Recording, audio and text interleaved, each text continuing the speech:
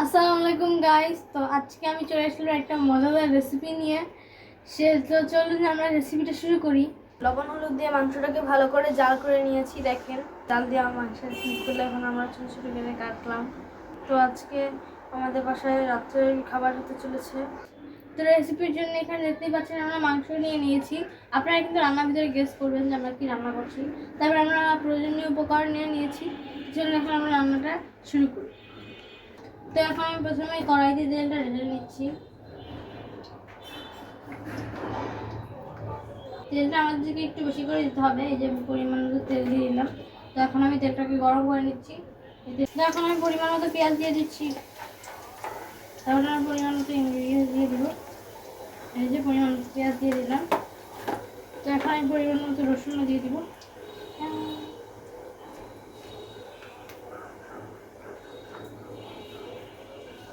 পেঁয়াজ রসুন আমার পরিমাণ মতো দিয়ে দিলাম। তো এখন ভালো করে এটাকে পেঁয়াজ আর রসুনটাকে ভালো করে ভেজে নিচ্ছি নাড়াচাড়া দিয়ে। এখন আমরা আমাদের মশলা দিয়ে দিচ্ছি, আমাদের যেটা মশলার প্রয়োজন। তো এখন আমি দিয়ে দিচ্ছি 1 চামচ জিরা বাটা। এই যে পরিমাণ মতো 1 চামচ জিরা বাটা দিয়ে দিলাম। তারপরে আমি দিয়ে দিব 1 চামচ আদা বাটা। এটা আমি 1 চামচ দিয়ে দিচ্ছি। তারপরে আমি এখানে লবণটা যেহেতু আমাদের 1 টেবিল চামচ দিতে হবে, আমি 1 টেবিল চামচ দিয়ে দিচ্ছি। তো এখন আমি দিয়ে দিচ্ছি পরিমাণ মতো হলুদ। আমাদের চামচ অনুযায়ী আমরা 3 চামচ দিয়ে দিচ্ছি। আপনারা আপনাদের পরিমাণ মতো দিয়ে দিবেন হলুদ। তো এখন আমি মশলাগুলোকে ভালো করে বসিয়ে নিচ্ছি পেঁয়াজ আর রসুনের সাথে। এর ভিতরে আমি কয়েকটা লবঙ্গ দিয়ে দিচ্ছি। এখন আমি এর ভিতরে 3টে দারচিনি দিয়ে দিচ্ছি। এখন আমি এর ভিতরে তেজপাতাও দিয়ে দিলাম। তো এখন আমরা গরম মশলা আর মশলা আর পেঁয়াজ আর রসুনকে একসাথে ভালো করে গরম তেলের সাথে কষিয়ে নিচ্ছি। আমি তো মরিচ দিতে ভুলেই গেছি, মরিচ দিতে হবে। এর ভিতরে আমি মরিচের গুঁড়া দিয়ে দিলাম। তো এখন ভালো করে নেড়ে আবার নিচ্ছি। দেখেন মরিচের গুঁড়োটা দেওয়াতে কত অনেকটা কালার চলে আসছে, একটা লালচে লালচে কালার হয়ে গেছে মরিচের গুঁড়া দেওয়াতে। তো এখন আমি সব মাংসের ভিতরে ঢেলে দিচ্ছি।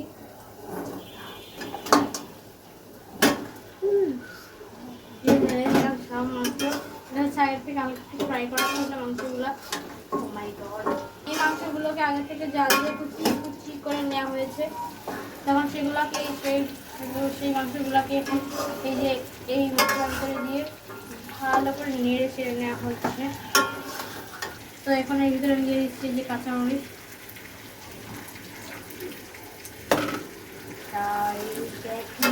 মাংসটা যা ঝাল হবে, এই দেখেন গাইস, এবার ভালো করে নেড়ে ছেড়ে নিতে হবে এই আমি টেস্টি টেস্টি মাংসের সাথে। কি স্মেল, আমার তো এখনই খেতে ইচ্ছা করছে। এর ভিতরে এখন আমি একটা পানি দিয়ে দিলাম।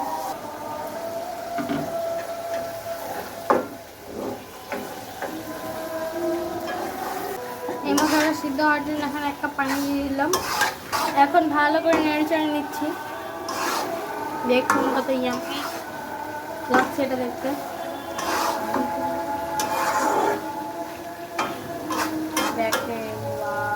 এই যে পানিটা দিচ্ছি, এটা শুকানোর আগ পর্যন্ত এটা আমরা মাঝে মাঝে নাড়াচাড়া দিতে থাকবো।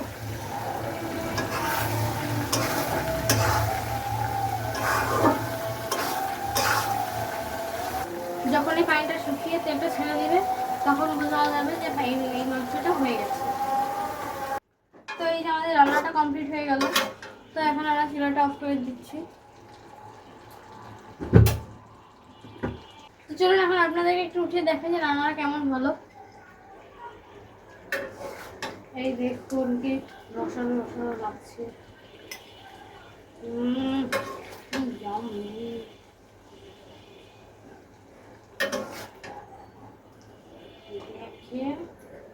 ইয়াম্মি লাগছে, টেস্টি টেস্টি।